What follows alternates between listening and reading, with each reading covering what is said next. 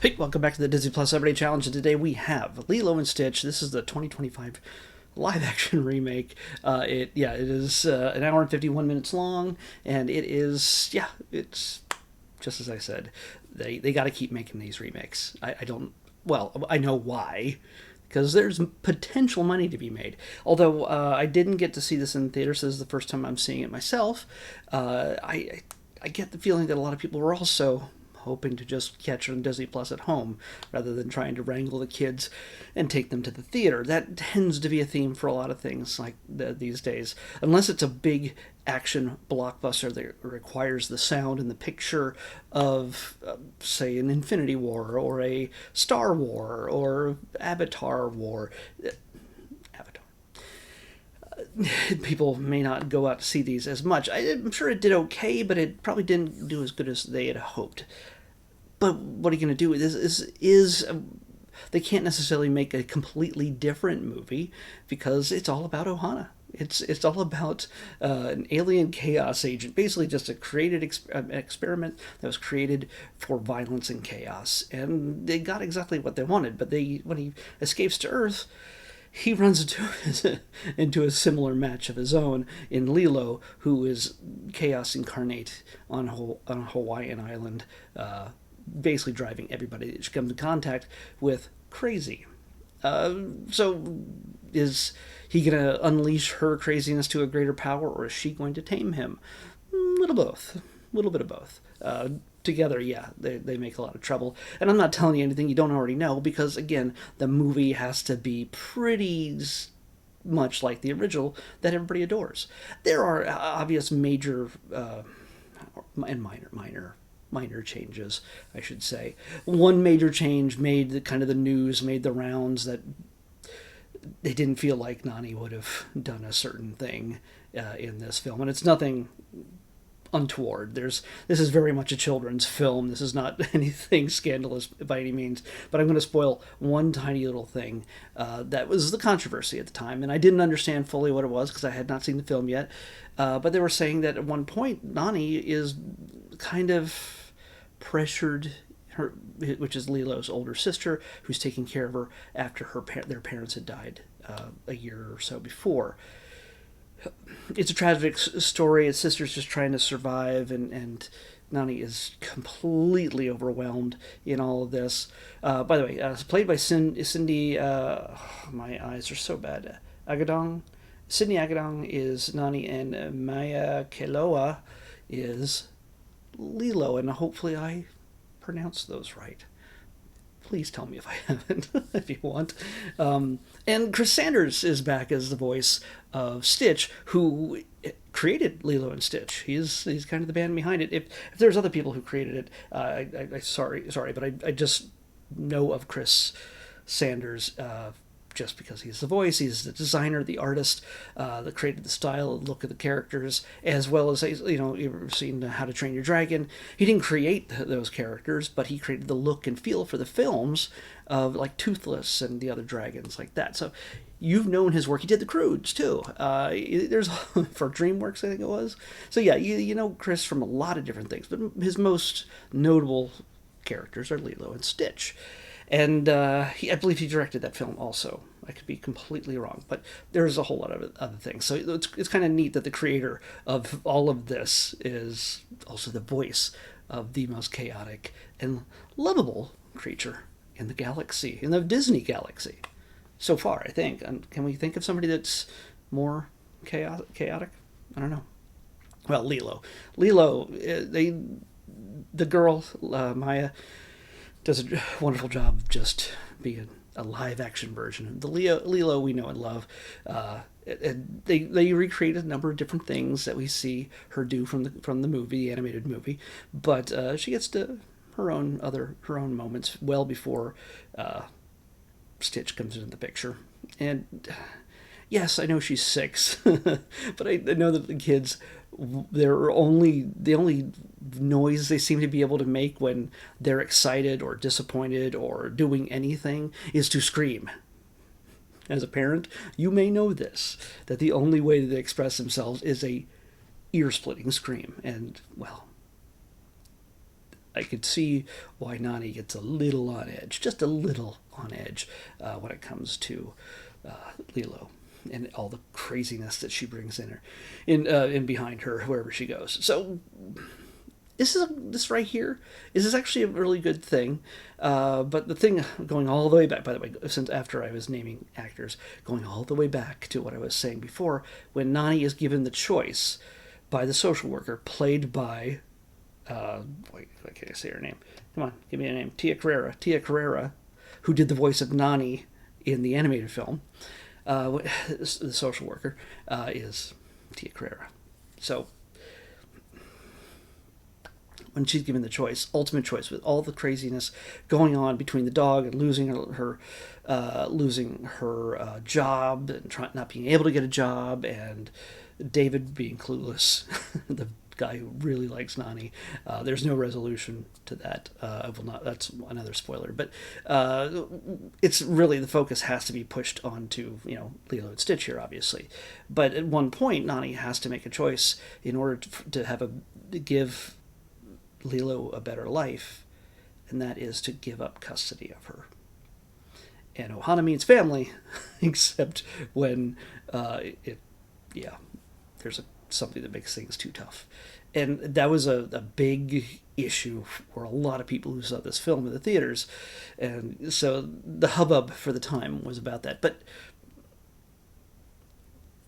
without spoiling anything, as best as I can, while that decision was made, it was not made in like, oh yeah, hey, screw off, I'm going to do whatever I want. I don't have a kid to take care of anymore, because Nani barely looks like she's 17 herself, old enough to have a job in a home and run it, on her own.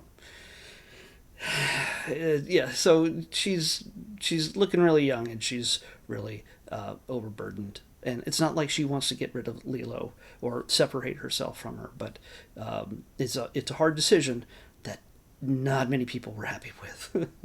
But going to how it affects the end of the film, well, you'll have to see if you watch it. I know there's going to be a default feeling about not wanting to see this at all, because you're just sick of all the live action versions of all the classic cartoons. It's gonna happen. Just deal with it. You don't have to watch it. No, you don't. There's nothing that says you have to. But if you're a Disney fan, and you like Lilo and Stitch, you can do worse in seeing this. If you like the characters, they're there. They're there. It's just not animated. And understand that every animated film that will ever come out from Disney Animation will be made into a live-action film. Get ready for the live-action Frozen and Frozen 2 and 3 and whatever else that happens down the line. It'll come out at a time where the children who grew up with it will have children of their own, but that's just the way it's going to be. Disney likes making money. I do not blame them. And until somebody goes, you know what, we're just not going to go see movies anymore that you make when you do a remake, they will continue to do so. When the world goes, no, they might change their mind. But for the most part, I mean, not all the remakes are bad. I know it's a big ask for us to pay attention to something and pay money, $25 at a movie theater, to see something we've already seen before, except it has actors and sometimes iffy digital effects to depict the same character we saw in animation. But the thing is, there's no iffy digital effects in this. It all looks really good. Zach Galifianakis and Barry, what's his name? Barry, come on. What's your name, Barry? Where are you, Barry? Oh, come on. Don't make me scroll all the way down. Barry, you got to be in here toward the top. Yeah, it is. Billy Magnuson. Billy Magnuson and Zach Galifianakis play Peekly and Jumba, respectively. And there's no other characters. Well, Hannah Waddington plays the supreme leader, alien woman. Where is she? Dang it. But so you know her from Ted Lasso, mostly Ted Lasso. So you won't ever get to see her in human form, but she does the voice for the alien empress. Whatever. Courtney B. Vance is in here as Cobra Bubbles. not exactly looking the same. It just would be kind of absurd to see him in live action, yeah, the way he looked in the animated film. But all that said, there's a lot of good giggles, a lot of good laughs in this, and will it capture your attention the way it captured it when you were a kid when you saw it animated? No, no, it's not. But your kids who aren't so picky, who you may have already shown the original classic to, and would love to see more, anything more Lilo and Stitch, will probably love this film. And again, or if it's their first look at Lilo and Stitch, they might love this more than the classic, as sacrilegious as that sounds. It's just the way it is. They're not just made. Disney's not just doing this to make money. Okay, they are, but when they do these remakes, they make it for a new generation. Now, if they put out Lilo and Stitch live action a year or two after the original animated one, yeah, that's kind of a quick cash grab. But you can never also say that Disney has never done a quick cash grab with sequels. The direct-to-video sequels they've done with so many films, including Lilo and Stitch. And some people really like some of those films. Some of them are not bad. They're not as great as the classic original, but it's more. They even had a series for a while. We watched that as well, and they turned it into basically a American Pokemon adventure where they had to go find all the other 625. There's 27 also, maybe 26, 28, but all the other 625 aliens, and so you got to catch them all. Yeah, there's when you come up with an idea and people really love it, you want to make more of the thing that people love, and why not? If you do that right, you'll make a profit. The diehards who will not like anything other than the original, yeah, you're going to be disappointed no matter what. I know that because I'm a Star Wars fan. And I've lived that life. I've lived that life completely because nothing can beat the originals and nothing can ever satisfy us beyond anything that were in the original trilogy. Just doesn't matter. There's a few things we'll take here and there. We'll go, oh, that was nice. Oh, The Mandalorian was good for 2 seasons or something like that. But we'd love to crap all over something that isn't the same exact thing we want, but also we want it to be completely different. So if they had made this film with a completely different plot, with a completely different way of them meeting, and there are changes to the action, there's changes to the resolution of the story. It does open itself up to sequels, which is probably likely, unless this completely blew out. I don't see the details of how it did at the box office, but maybe you'll see it on Disney Plus directly at some point. You never know. Or you do. There's probably going to be a sequel.